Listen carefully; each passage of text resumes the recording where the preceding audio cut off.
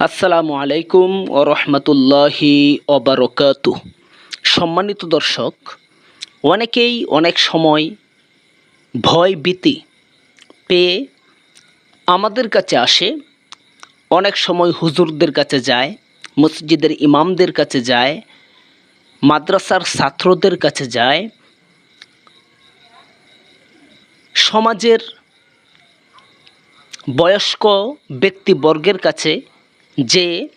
তারা তাদের ভয়ের হালত পেশ করে এবং বলে যে আমি রাত্রে ঘুমালে ভয় পাই, কি আমল করলে ভয় ভীতি দূর হবে। এবং আমি যখন ঘুমাই তখন ঘুমের মধ্যে অনেক সময় দেখি আমাকে খুন করে ফেলা হচ্ছে, অনেক সময় দেখি সাপ আমার পিছনে ধাওয়া করছে, অনেক সময় দেখি মানুষ আমার পিছনে ধাওয়া করছে,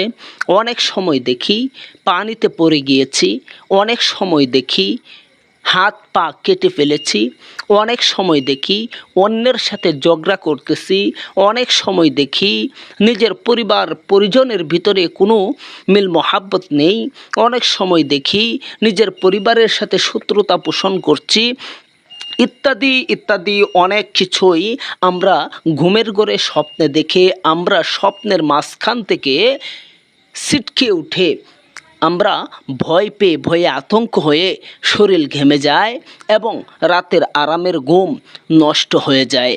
অশান্তিতে পরিণত হয়, রাতে আরামের ঘুম বিনষ্ট হয়ে যায়। এই জন্য আমরা সকলে মিলে যদি ঐক্যবদ্ধ হয়ে সারা রাত লাঠি নিয়ে বসে থাকি, এরপরেও কিন্তু এই ভয়কে দূরীভূত করা সম্ভব নয়। এই ভয়কে যদি আপনি দূরীভূত করতে চান, সমস্ত জিন শয়তান দুষ্ট জিন থেকে আপনি বাঁচতে চান, তাহলে অবশ্যই আপনাকে আমলিয়াতের আওতায় নিজেকে আনতে হবে। যদি আমলিয়াতের আওতায় নিজেকে আনতে না পারেন, তাহলে পৃথিবীর সমস্ত শক্তি দিয়েও এই ভয়ভীতি আপনি দূর করতে পারবেন না। যদি আপনি চান যে এই ভয়ভীতি দূর হোক, যদি আপনি চান যে আপনি ভয়মুক্ত থাকেন, জিন শয়তান এর বালা মুসিবত থেকে, তাদের অনিষ্টতা থেকে আপনি নিজেকে রক্ষা করতে চান, তাহলে অবশ্যই আপনাকে যে আমলটি করতে হবে সেই আমলটি হলো প্রতিদিন ফজরের পর ফজরের নামাজ শেষ করে একবার আয়াতুল কুরসি পাঠ করবেন, 3 কুল পাঠ করবেন, কুল হু আল্লাহ বিসমিল্লাহ সহ একবার বলবেন, কুল আউযু বিরব্বিল ফালাক এই সূরাটি বিসমিল্লাহ সহ একবার,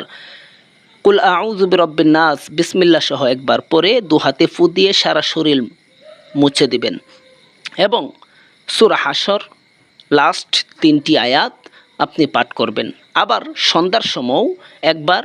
মাগরিবের নামাজের পর সূরা হাশরের লাস্ট 3 আয়াত এবং 3 কুল এবং আয়াতুল কুরসি পাঠ করবেন এবং ঘুমানোর সময় সুন্নত তরিকায় ঘুমাবেন।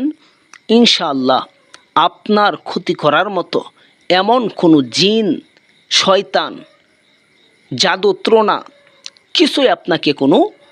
ক্ষতি করতে পারবে না, ইনশাআল্লাহ।